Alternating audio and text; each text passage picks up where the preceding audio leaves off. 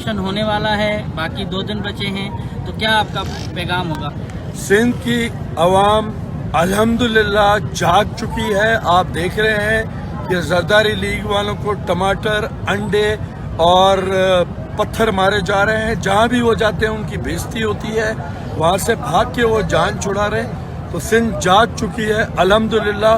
तो सिंध के लिए यही पैगाम है कि और भी जो लोग जो इंडिफरेंट हुए हैं उनको भी इसमें पार्टिसिपेट करना चाहिए और सिंध धरती माँ की जालिमों से, लुटेरों से, चोरों से, डकैतों से, अगवा खोरों से सिंध की जान छुड़ानी चाहिए। अच्छा सर, बदीन में कहा जा रहा है कि कुछ लोग आए हैं जो पैसा दे रहे हैं, वोट खरीद रहे हैं, आप क्या समझते हैं, ये बात दुरुस्त है?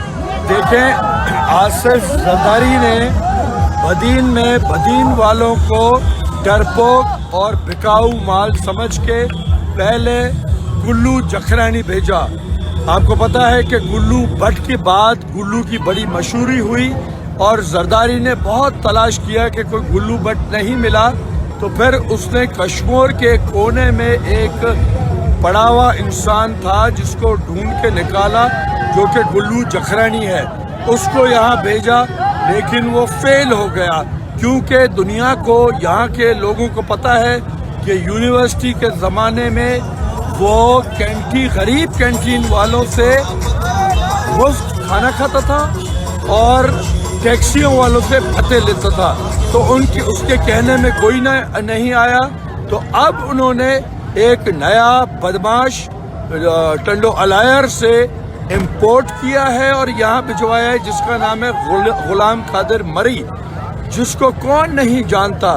जरदारी ने जब आलम बलोच की जमीन पे कब्जा किया था तो इसको वहाँ बिठाया। जब आलम बलोच ने वो कब्जा छुड़ाने के लिए अपने लोग भेजे तो ये दीवारें कूद के वहाँ से भाग गया था। ये तो उसका कैरेक्टर है। तो वो इधर भेजा गया है जो कि पैसे लेके घूम रहा है और लोगों को खरीदने की कोशिश कर रहा है। लेकिन मुझे ये यकीन है कि बदीन का आदमी न किसी से डरता है। वो लोकल बॉडीज इलेक्शन में उन्होंने प्रूव किया। जब मेरे पे जरदारी ने पुलिस फोर्स चढ़ाई और मुझे अरेस्ट करने की कोशिश की बेगुनाह, तो मुझे बदीन के लोगों ने बचाया। तो बदीन के लोगों को अंडर एस्टिमेट करना जरदारी की सबसे बड़ी बेवकूफ़ी होगी और इंशाअल्लाह बदीन वाले न पहले डरे न अब डरेंगे, न पहले बिके हैं न अब बिकेंगे। गुलाम कादिर मरी हो या गुलाम कादिर मरी का बाप क्यों न हो, बदीन वालों में को कोई फर्क नहीं पड़ेगा। Thank you doctor.